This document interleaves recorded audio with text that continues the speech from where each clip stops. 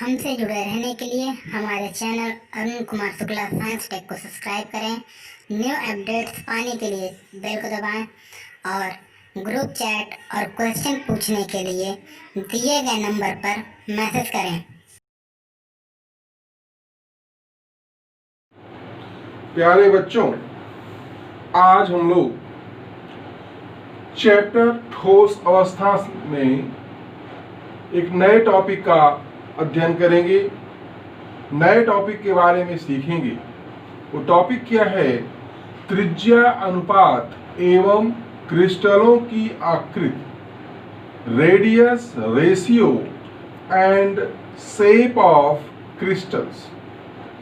यानी त्रिज्या अनुपात के आधार पर हम लोग बच्चों क्रिस्टलों की आकृति क्या होगी इसके बारे में सीखेंगे। प्यारे बच्चों, जैसा कि आप लोग जानते हैं कि जो आयनिक यौगिक होता है वह धनायनों एवं ऋणायनों से बना होता है। ये धनायन और ऋणायन एक दूसरे से प्रबल आकर्षण बल के द्वारा बंधे होते हैं। जो आयनिक यौगिक होते हैं इनकी प्रकृति अदिशात्मक होती है। कैसी होती है बच्चों? अदिशात्मक होती है। तो आयनिक क्रिस्टलों की जो व्यवस्था होती है उसमें ऋणायन और धनायन कैसे व्यवस्थित होते हैं उसकी जानकारी ऋणायन और धनायन के आकार से निर्धारित की जाती। अब बच्चों, जो धनायनों और ऋणायन है उसके त्रिज्याओं का अनुपात त्रिज्या अनुपात कहलाता है। तो त्रिज्या अनुपात क्या होता है?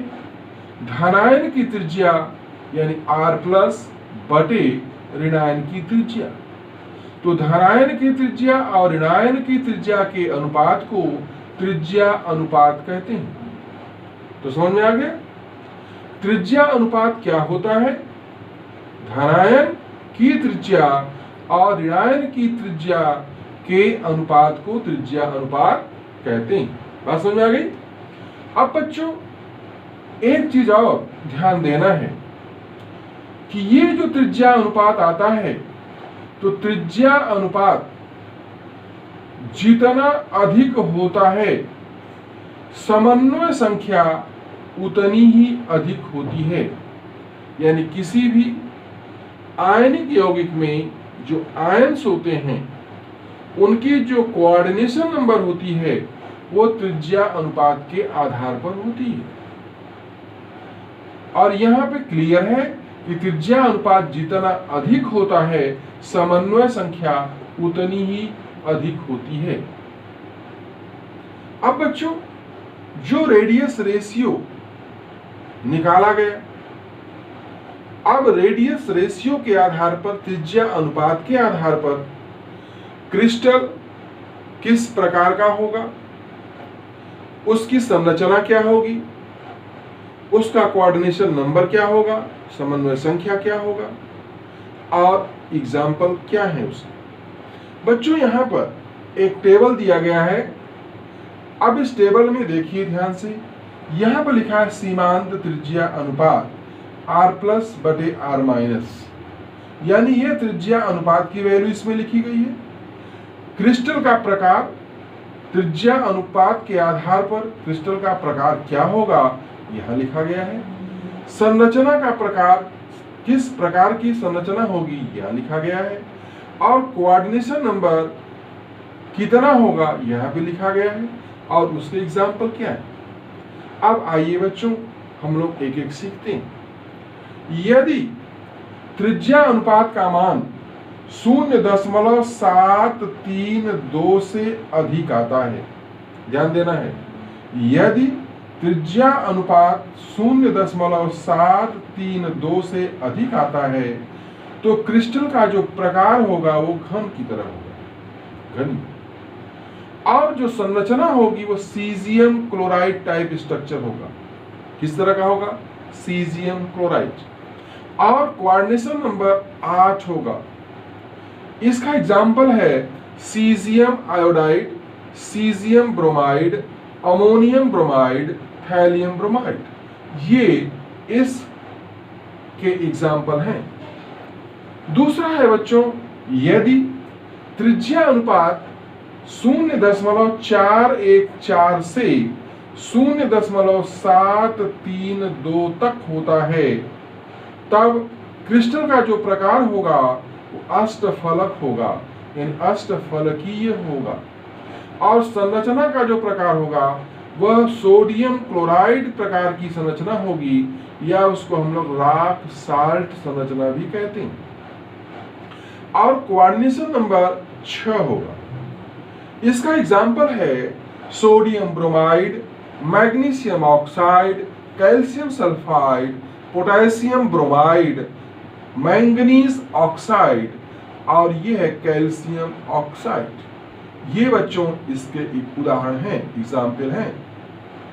अब बच्चों, यदि त्रिज्या अनुपात 0.225 से 0.414 आता है, तब क्रिस्टल का प्रकार होगा चतुष्फलक की तरह।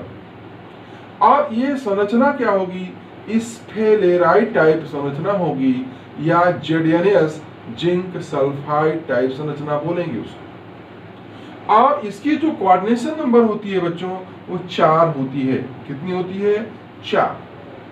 अब इसके एग्जाम्पल है जैसे cuprous chloride, cuprous bromide, cuprous iodide, barium sulphide, और यहां पर है मर्क्यूरिक सल्फाइड। ये इसके एग्जाम्पल उदाहरण हैं। बच्चों, एक चीज हमने बताया था अभी ऊपर कि त्रिज्या अनुपात जितना अधिक होता है, समन्वय संख्या उतनी ही अधिक होती है। यह इस टेबल में है, स्पष्ट हो जाता है कि यदि त्रिज्या अनुपात अधिक है तो कोऑर्डिनेशन नंबर भी अधिक है, और यदि त्रिज्या अनुपात कम है तो कोऑर्डिनेशन नंबर भी कम है। तो यहां पर त्रिज्या अनुपात अधिक, समन्वय संख्या कोऑर्डिनेशन नंबर भी अधिक, उसके बाद ये कम हो गया तो कोऑर्डिनेशन नंबर भी 6 हो गया, और यहाँ ये सीमा आपको प्राप्त करता है जब न्यूनतम, तो कोऑर्डिनेशन नंबर इसका 4 हो गया। अब बच्चों, जैसे एग्जाम्पल सवाल कैसे आते हैं, जैसे यहाँ पर एग्जाम्पल हमने एक लिया है। जैसे सवाल में दिया गया कि यदि धनायन की त्रिज्या 95 पिकोमीटर है और ऋणायन की त्रिज्या 181 पिकोमीटर है, तो त्रिज्या अनुपात की गणना कीजिए, और त्रिज्या अनुपात के आधार पर कोऑर्डिनेशन नंबर, समन्वय संख्या और संरचना या किस प्रकार का क्रिस्टल है ये बताइए। तो इसको हल कैसे करेंगे? यहां पर बच्चों हल करेंगे, पहले रेडियस रेशियो निकालेंगे। रेडियस रेशियो बराबर धनायन की त्रिज्या बटे ऋणायन की त्रिज्या। अब यहां पर धनायन की त्रिज्या कितनी दी गई है? 95 पिकोमीटर, और ऋणायन की त्रिज्या कितनी दी गई है? 181 पिकोमीटर। जब इसको हल करेंगे तो इसकी जो वैल्यू आएगी 0.525, यानी ये जो त्रिज्या का अनुपात आ गया 0.525 आ गया। अब बच्चों, ये 0.525 कहाँ है? ध्यान से देखिए, यहाँ पर 0.414 और 0.732 के बीच है। तो यहाँ यह मान 0.414 व 0.732 के मध्य है। अतः अगर मध्य है तो इसमें आ गया, तो इसकी जो कोऑर्डिनेशन नंबर कितना होगा? 6 हो जाएगा। और इसकी जो संरचना होगी वो कैसी हो गई? अष्टफलकीय, अष्टफलक की तरह। तो यदि सवाल से स्पष्ट हो गया कि धनायन की त्रिज्या इतनी है, ऋणायन की त्रिज्या इतनी है, तो पहले हम लोग क्या निकालेंगे, रेडियस रेशियो, और रेडियस रेशियो को देखेंगे कि किस में आ रहा है, किस रेंज में है, और उस रेंज में है तो कोऑर्डिनेशन नंबर हमने निकाल लिया और उसकी संरचना निकाल ली। तो ये सीख लिया हम लोगों ने बच्चों कि कैसे रेडियस रेशियो निकालते हैं, रेडियस रेशियो के आधार पर कोऑर्डिनेशन नंबर कैसे बताते हैं और उसकी संरचना का नाम कैसे करते हैं। दूसरा एग्जांपल है बच्चों, यहाँ सवाल में दिया गया है कि जो क्रिस्टल है वो NaCl टाइप है। कैसा क्रिस्टल है, NaCl टाइप। उसमें जो R+ है वो 75 पिकोमीटर है, तो R- की गणना करनी है। यहाँ पर R- क्या, न्यूनतम और मैक्सिमम, यानी कि जो मिनिमम वैल्यू R- की क्या होगी और मैक्सिमम वैल्यू R- की क्या होगी। अब बच्चों चूंकि ये NaCl टाइप क्रिस्टल है, तो अगर NaCl sodium chloride type crystal है तो उसके लिए रेडियस रेशियो क्या है, 0.414 से 0.732। ध्यान देना है, ये इसका मिनिमम रेडियस रेशियो और ये इसका मैक्सिमम रेडियस रेशियो है। तो यहां पर हमने हल के रूप में लिखा कि R+ और R- 0.414 से 0.732 तक होगा। क्यों होगा, क्योंकि ये क्रिस्टल कैसा है, NaCl टाइप। तो NaCl टाइप क्रिस्टल होने के कारण इसकी वैल्यू ये होगी, यहां से यहां तक। अब बच्चों अगर हमको R- न्यूनतम निकालना है तो R+ बटे ये रेडियस रेशियो का मैक्सिमम वैल्यू रखेंगे, ध्यान देना है। और यदि R अधिकतम निकालना है तो रेडियस ऑफ कैटायन यानी धनायन की त्रिज्या बटे रेडियस रेशियो की न्यूनतम वैल्यू रखेंगे। तो इसका न्यूनतम वैल्यू 0.414 है, इसको रख करके यहाँ निकालेंगे, और इसकी जो मैक्सिमम वैल्यू है 0.732 यहाँ निकालेंगे। तो ध्यान रखना है, R- यदि न्यूनतम निकालना है तो कैटायन की त्रिज्या बटे मैक्सिमम रेडियस रेशियो, और यदि R- अधिकतम निकालना है तो धनायन की त्रिज्या बटे ये यानी कि रेडियस रेशियो का न्यूनतम वैल्यू। अगर हम लोग ये रखते हैं R न्यूनतम ज्ञात करने के लिए, तो R न्यूनतम की जो वैल्यू आती है 102.5 पिकोमीटर, और यदि R मैक्सिमम ज्ञात करते हैं तो ये आता है 181.2 पिकोमीटर। तो ये बच्चों R- की न्यूनतम वैल्यू हो गई और ये R- की मैक्सिमम वैल्यू होगी। अर्थात इसका मतलब क्या हुआ कि जो रेडियस रेशियो है यहाँ पे, उसके आधार पर जो धनायन की त्रिज्या तो यहाँ फिक्स है, लेकिन वो धनायन जो ऋणायन के साथ मिलकर के आयनिक क्रिस्टल का निर्माण करेगा, तो ऋणायन की जो मैक्सिमम त्रिज्या होगी वो इतनी हो सकती है और न्यूनतम त्रिज्या इतनी हो सकती है। ये इसका मतलब क्या हुआ कि अगर इससे कम की त्रिज्या है तो वह यौगिक नहीं बन पाएगा, और यदि इससे अधिक की भी त्रिज्या है तो वह यौगिक नहीं बन पाएगा। बात समझ में आ गई। अब बच्चों एग्जाम्पल नंबर 3 है।